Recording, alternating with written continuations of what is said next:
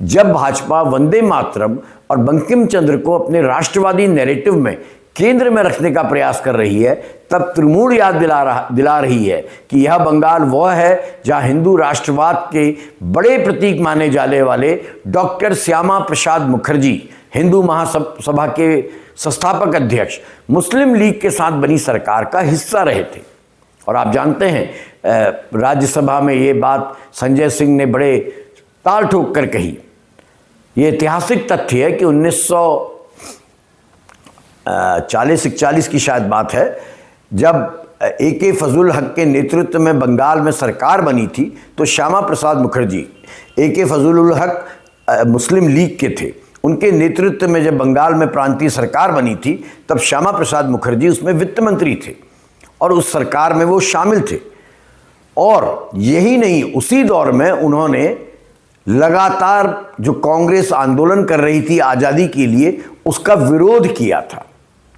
स्वतंत्रता पूर्व दौर में भी बंगाल, सिंध और उत्तर पश्चिम सीमांत प्रांत जैसे इलाकों में हिंदू महासभा और मुस्लिम लीग के बीच सत्ता साझेदारी रही है। तृणमूल इसी इतिहास को सामने रख के भाजपा के राष्ट्रवादी दावों की चयनात्मक को उजागर करने का काम अब पूरी प्रबलता से करने लगी है। इतिहास का अध्याय यहीं खत्म नहीं होता है, इसीलिए मैं कह रहा हूं भाजपा को यह मुद्दा बैकफायर कर गया है। 1942 में जब पूरा देश क्विट इंडिया मूवमेंट, भारत छोड़ो आंदोलन के साथ अंग्रेजी हुकूमत को जबरदस्त टक्कर दे रहा था, तब डॉक्टर श्यामा प्रसाद मुखर्जी ने 26 जुलाई 1942 को 26 जुलाई को बंगाल के तत्कालीन British governor sir John Herbert को एक लेटर लिखा। वो लेटर संसद में भी दिखाया गया, आप भी यहाँ पर उस लेटर को देखिए। इस पत्र में उन्होंने कांग्रेस द्वारा चलाए जा रहे इस क्विट इंडिया मूवमेंट, भारत छोड़ो आंदोलन को कानून व्यवस्था के लिए खतरा बताया और प्रशासन से उसे सख्ती से दबाने की सलाह ब्रिटिश गवर्नर को दी थी।